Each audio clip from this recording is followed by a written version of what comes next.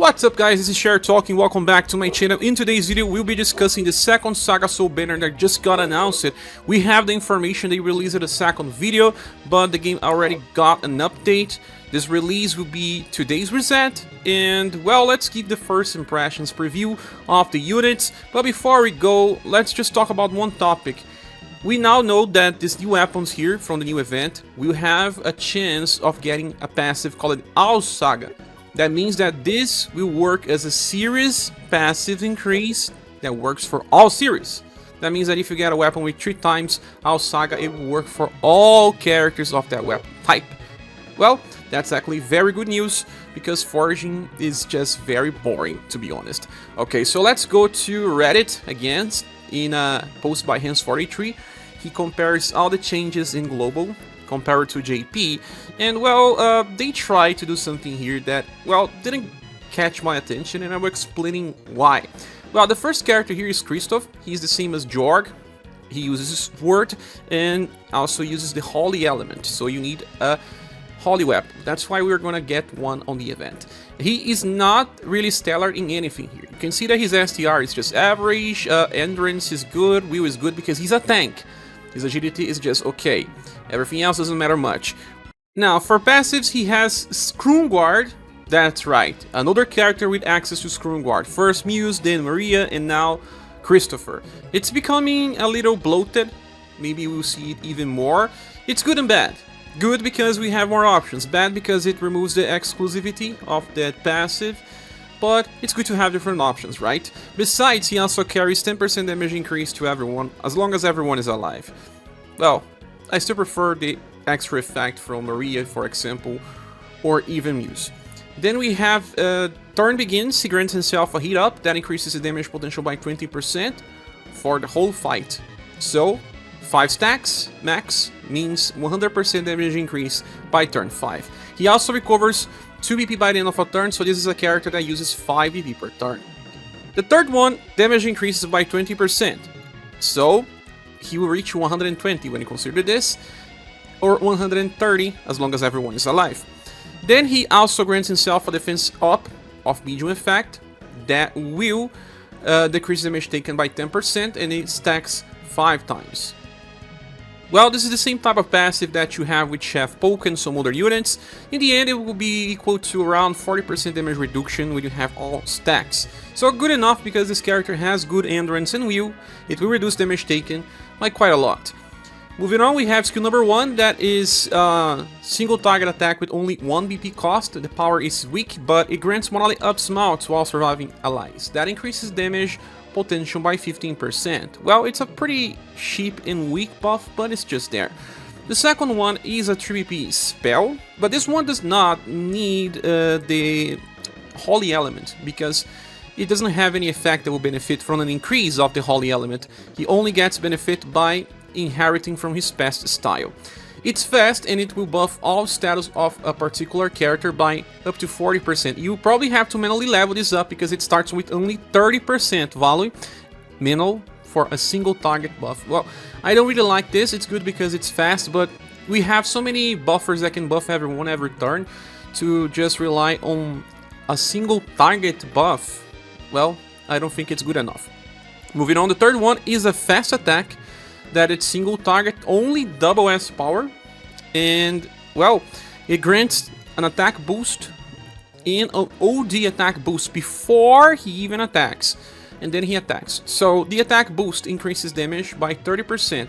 This will make the attack feel like a triple S power attack. If you are attacking on overdrive, you get another 30% damage increase to you and to the party.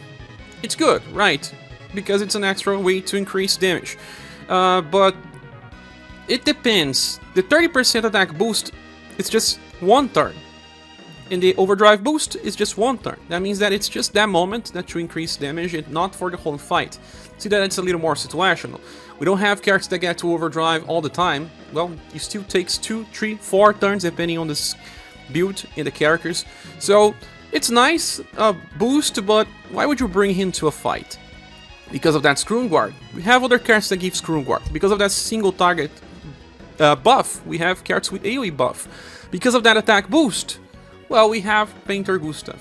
So you see that he is not increasing any of the mechanics we have. He is just trying to bring lots of different things, but he's not the best in anything that he does. But could be useful for those that skip it Painter Gustav, but I don't think it's something that you should be aiming for. Moving on, we have Ceres, and she has now 121 STR, that's the highest one in the game, 100% endurance and 86% will.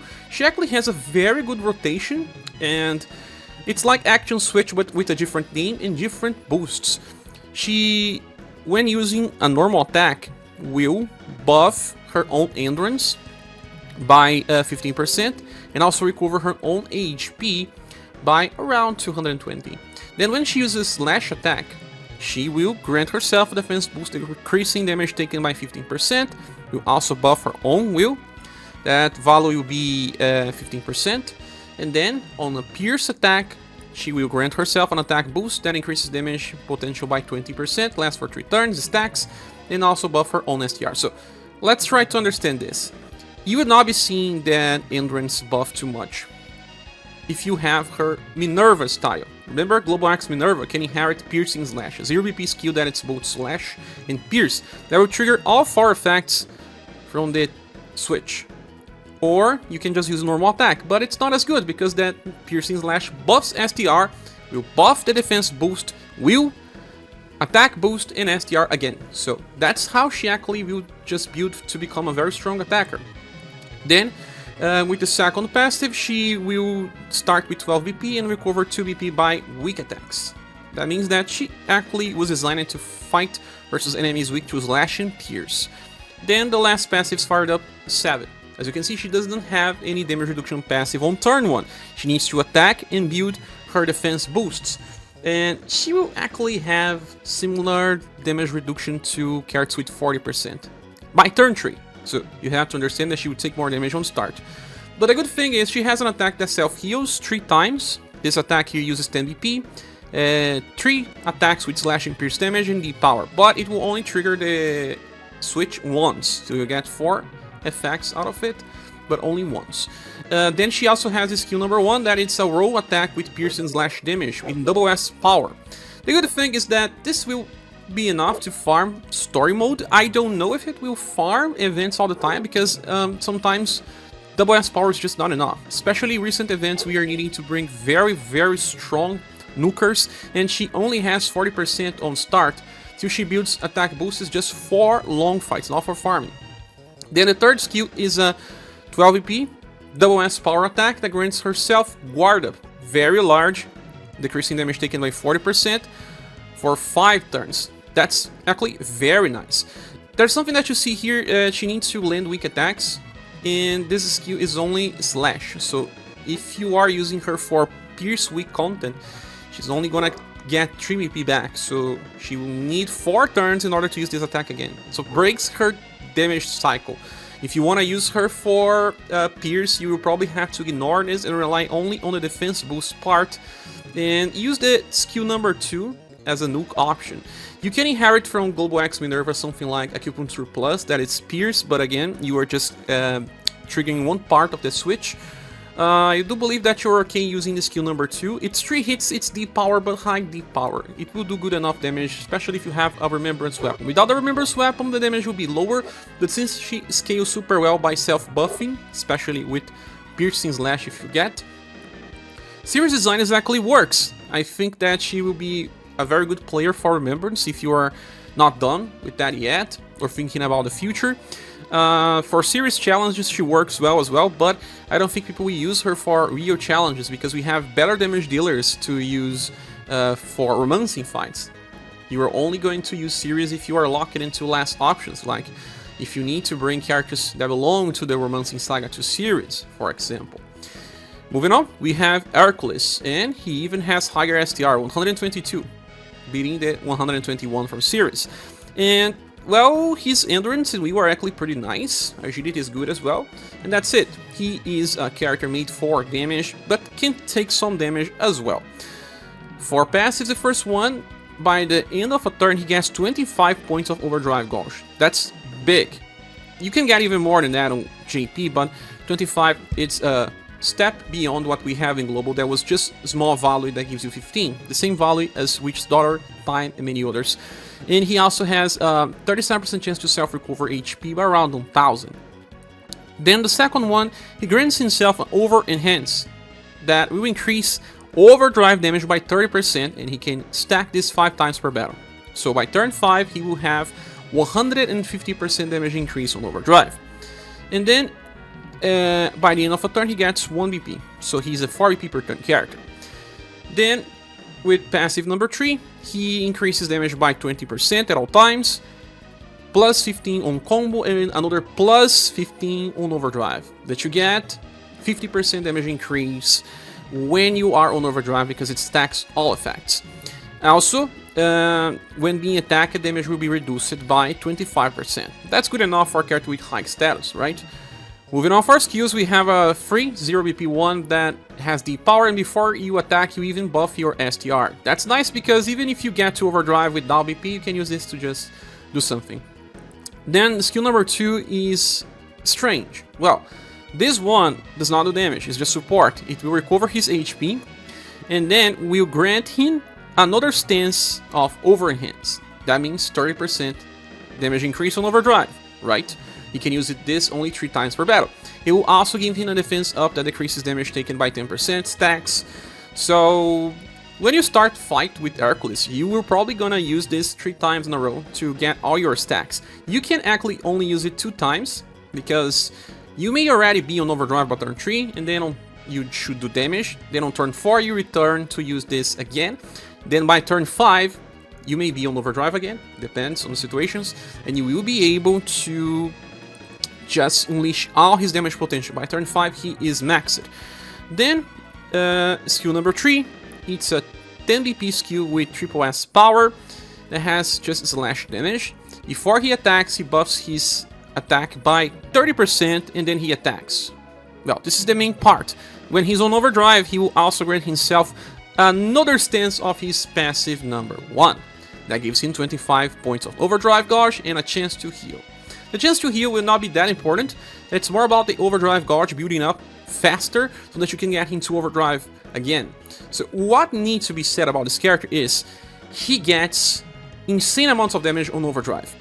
By turn 5, with all your stacks, he has 300% damage increase on overdrive by himself. But if he is on a combo, that means 2 or more people on overdrive, he's gonna do 320% damage increase. So it's a lot, right? But it comes with some problems. You have to think that you are charging these characters like Leon, right? Leon starts to fight, charge his bullets, and then he starts to do lots and lots of damage. Leon needs dexterity to increase his damage. Hercules needs SDR, so they are used with different buffers, right? But in the end, he wastes 3 turns. Leon wastes at least 4. It's very comparable. And Leon will always use a triple S attack that tries to debuff endurance, but the endurance debuff is not even the most important aspect of the character. But Leon will always attack with a triple S attack every turn, at least, alongside that 5 chases. So even when you consider that Hercules has 300% damage increase, or 320 even, it's not enough to beat Leon. It's not. He will be doing around 50 or 60% the damage that Leon does with the same time of preparation. And, well, the problem is that he cannot nuke every turn. He will have to use his skill number 1 that buffs SDR. It's not bad, but the nuke is the skill number 3. And again, this character uses 10 BP to nuke, and he only has 4 BP per turn. You will have some problems to get into perfect cycles. At least his charge is 4 BP. That means that it's not really spending anything. But when you need to nuke, he will have some problems to always have 10 BP available. So hence why I don't really like Hercules' design. He was made to showcase some sort of design that we'll see in the future with stronger characters that will make more sense. Well, in the end, I don't really like this banner. I will only be giving this a bronze award. Maria's banner is much better, guys. If you wanna pull in that banner, because his characters don't take the next step. They are just trying to mix different things we saw in the past by adding something extra. We will see bigger power creeps from now on, and I can see these units being forgotten pretty easily. But that's my opinion. What is yours? Please see here on the comment section. Thank you so much for watching this video. Please subscribe if you haven't, and I want to see you soon in the next one. Bye.